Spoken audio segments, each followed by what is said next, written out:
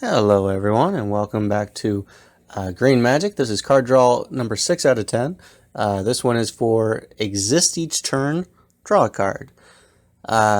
Basically these are things that don't really have any other requirement. They just, well, some of them do, but the main requirement is just it happens at a certain point in time. So during your upkeep you draw an extra card, during your draw step you draw an extra card.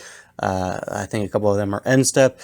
You just draw at a specific time each turn, so you have no way of upping that value to draw 2, 3, 4, 5 extra cards. So this is a type of card draw that is more of the slow and steady wins the race type approach. If you just want to get the incremental value of card draw without just overloading your hand, having to discard in a turn, having too much stuff, if you don't want to look like a threat, if you want to kind of keep your games relatively casual, these are definitely good cards to possibly consider including in your decks, but they are not, for the most part, super powerful.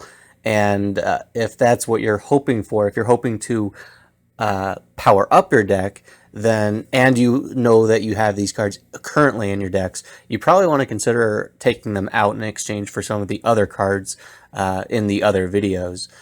But yeah, let's just get started. The first one is going to be Abzan Beastmaster, 3 mana, including a single green. He is a 2/1 Hound Shaman. And he says at the beginning of your upkeep, draw a card if you control the creature with the greatest toughness or tied for the greatest toughness. So he does require you to have something else out that's going to be the biggest guy on the board. So if you play him on turn 3, he's not going to generate you any value. You either need to have the other creature out, and then you cast him, and then you start gaining value thereafter. Or if you do happen to get him out early, just know that he won't do anything in those early turns. So both he and your other big creature have to survive till your next turn. So not a great card, but if you want to include him just in the 99 as part of your creature package, just as a way to get extra card draw, he's fine. He'll help you out a little bit. Next is Anvil of Bogardan. It's a 2 mana artifact.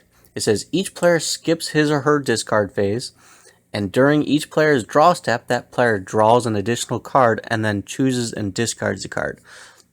So this one is a symmetrical effect. It helps everybody out equally. That's not necessarily what you're hoping for, is unless you're doing some sort of group hug, or you have some way of taking advantage of that, or if you just like discarding, if you have some reason to want to discard, maybe you're doing madness stuff or something. So this one's not going to be a very strong one for most decks. The amount of play it sees, I would have to assume, is in large part tied to group hug. Next is Colossal Majesty, 3 mana, including a single green. It's an enchantment, and at the beginning of your upkeep, if you control a creature with power 4 or greater, draw a card. So this one does see a ton of play, and it kind of deserves it. It's the poster child of this type of card draw, where it's just one extra card each turn is not a big deal. Most people aren't going to see Colossal Majesty as something that they need to remove with whatever spells they might have to get rid of it. Like the Beastmaster, it does require you to have another creature of a certain size on board, and this one, it just requires it to be power 4 or greater, so you don't have to have the biggest guy on board. Next is going to be Drum Hunter, 4 mana, including a single green. It's a 2/2 human druid warrior, and at the beginning of your end step, if you control a creature with power 5 or greater, you may draw a card. He also can tap for a colorless mana. Now, one thing that makes this kind of better than Colossal Majesty is because you draw at your end step, you can play him in either of your main phases, and then at least draw one card before your turn's over, before someone else might board wipe, provided, of course, that you already have the big creature. He also can tap for mana, so that will be of marginal use. A 4 mana dork isn't like a huge value. That's not why you're playing them, but it is something that's kind of tacked on as just a little bit extra. That's kind of nice. And of course, being a creature himself, if you're running other types of card draw that'll draw you cards as you play them or whatever else, he can gain you the value there. but if a board wipe happens, then he won't stick around the way that a Colossal Majesty probably will. I'm surprised that he does see as much play as he gets, though, because I wouldn't think that this would be a very highly rated card. It certainly isn't a high power level card, and that's something that you should include if you are looking to power up your deck. Next is Font of Mythos, 4 mana. It's an artifact, and at the beginning of each player's draw step, that player draws 2 additional cards. Again, a symmetrical effect, very group huggy. The fact that it draws 2 extra cards is kind of a big deal. That definitely makes this one pretty powerful. If you have reason to believe that you can just outpace your opponents, maybe it's worth considering. If you are just desperate for card draw, like if you're not in green or in maybe you're just mono white or mono red, that's probably where a lot of these decks are running it. You know, if you need it, then it's an option. But if you're just looking for good effective card draw with no downside, there's tons of that in green, and there's no reason to run it if you're just trying to be efficient. Next is Grafted Skullcap. It's a 4 mana artifact, and at the beginning of your draw step, draw a card.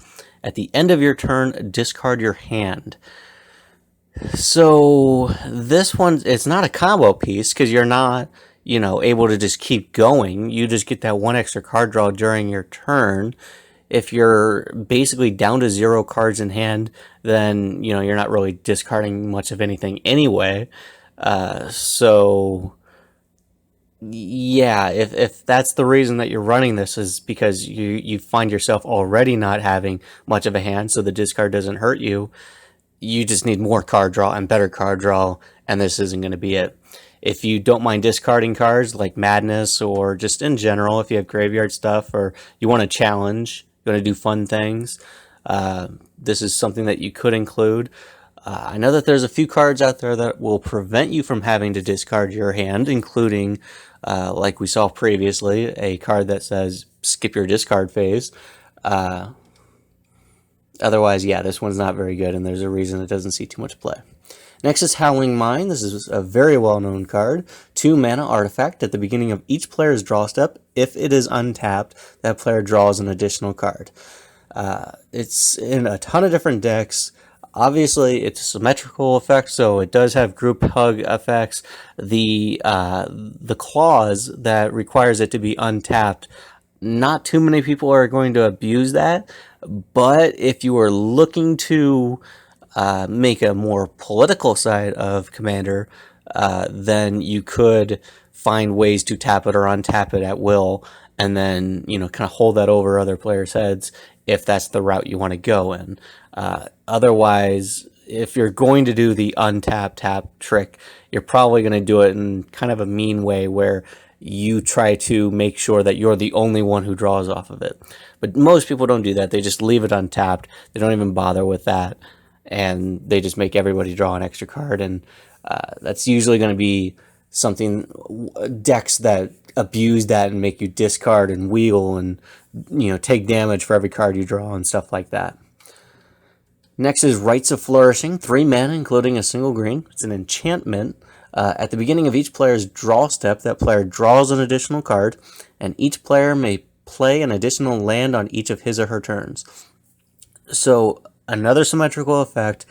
It once again, it gives everybody an extra card, but this one also allows everyone to play an additional land.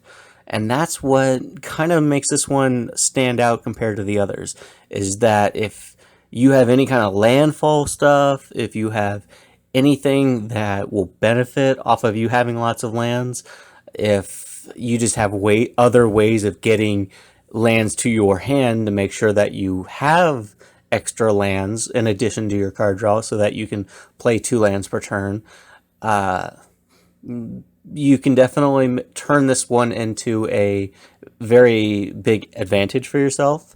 And if you kind of build around that aspect of it, you can do big things with it. But as the color of ramp anyway, you might find that, you have big spells and you care about having extra lands, whereas your opponents don't as much. You might have other additional card draw on top of this so that you get all those extra lands so that you don't have to discard them. you might have other ways to just get more advantage out of this card. Next is Tamiyo's Journal. It's 5 mana. It's a legendary artifact.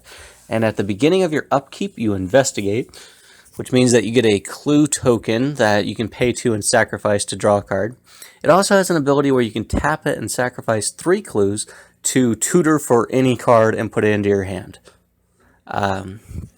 Obviously, if you have like a doubling season or anything that'll copy tokens, like for each, like a populate effect for each token, just make another copy of it, then you can take advantage of that, abuse it a little bit, get the extra artifact, to get the extra clues so that you can, tutor for anything you want, or just get extra clues so that you can keep drawing. The downside to this one is that every time you want to draw, you do have to pay 2 mana, so it's not free like some of the other cards on this list are.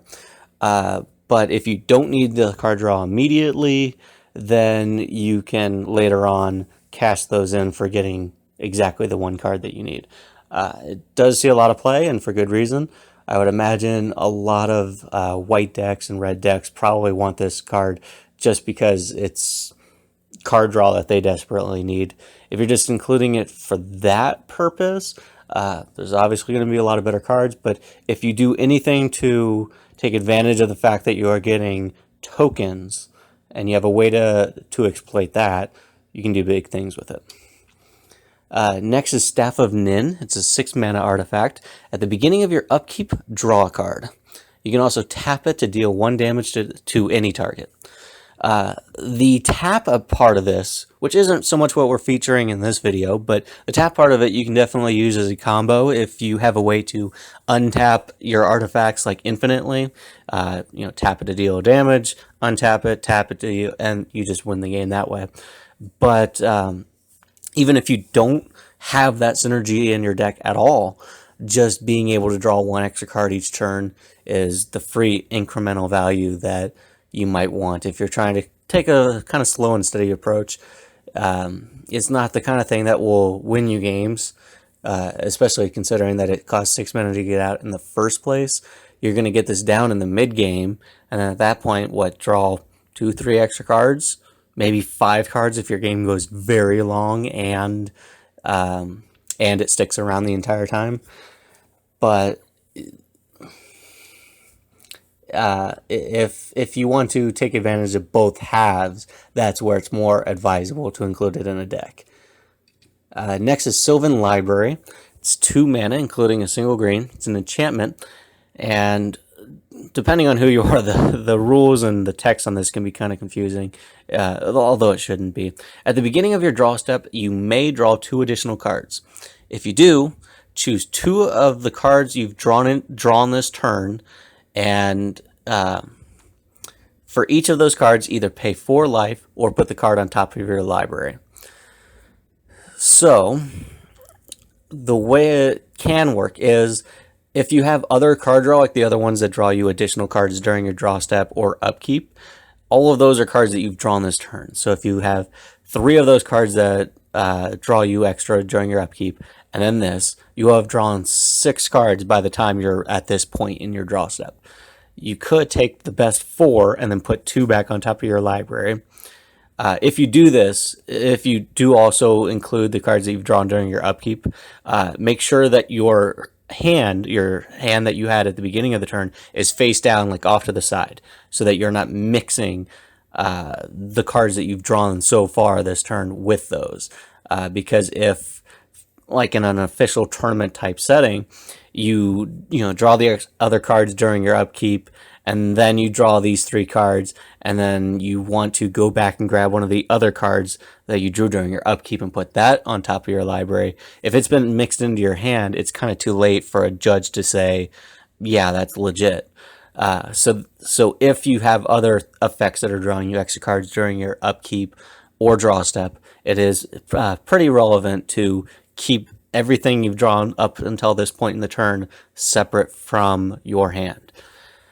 And You do have the option to pay 4 life to keep each of those extra 2 cards. If you're in a heavy life gain deck, that's something you might want to do. If you're in CEDH, this card definitely sees a lot of CEDH play, and you would probably be willing to pay the life in those scenarios.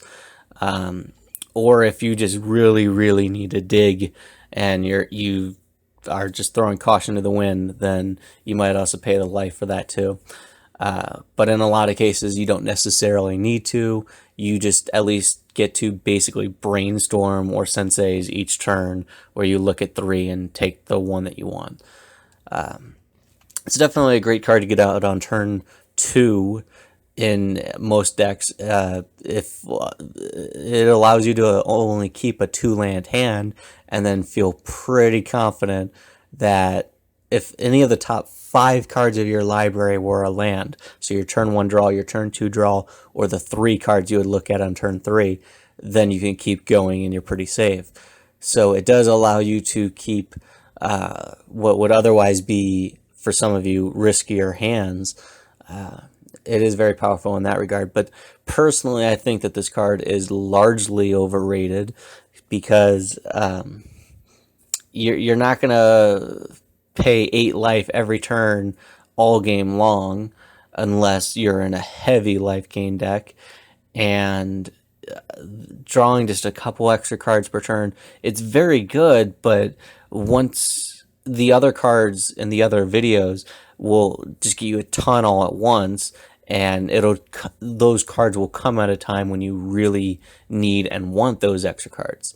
But it's still a good card. But if you think that this is a green staple that you must have, that your deck is automatically better with it or worse without it, don't hold it on that pedestal. It's not that good. Next is going to be the Immortal Sun, 6 mana. It's a legendary artifact. This is one of those cards that just has a bunch of stuff on it. Players can't activate Planeswalkers' loyalty abilities. So don't put this in a deck with a bunch of Planeswalkers, but do put it in a deck if you hate Planeswalkers and you're playing against Super Friends and you want to shut those down. Great for that.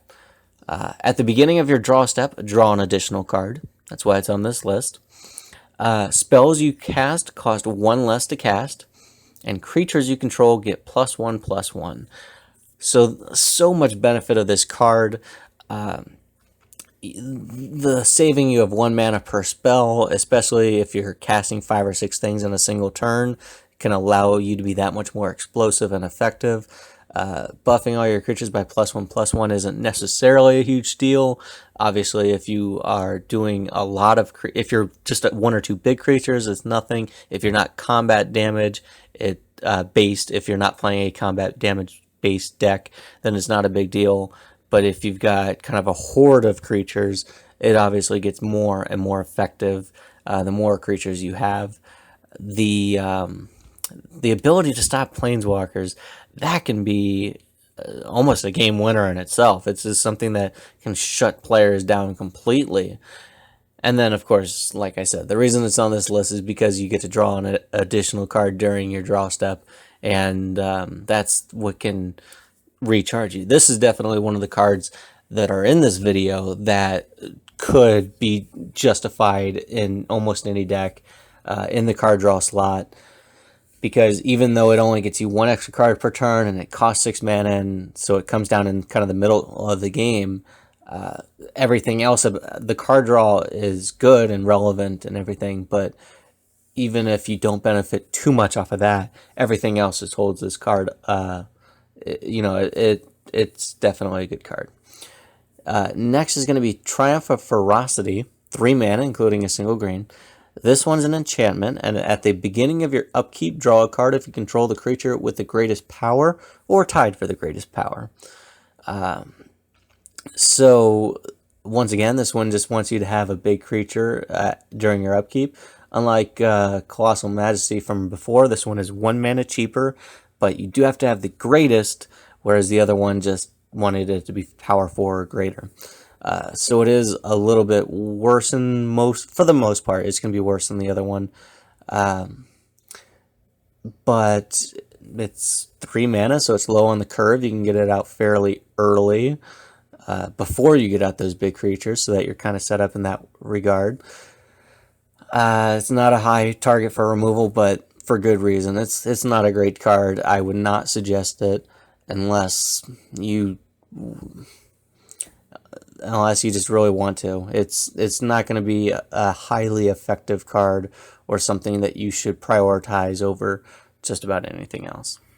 So that does it for this episode. Stay tuned for the next one.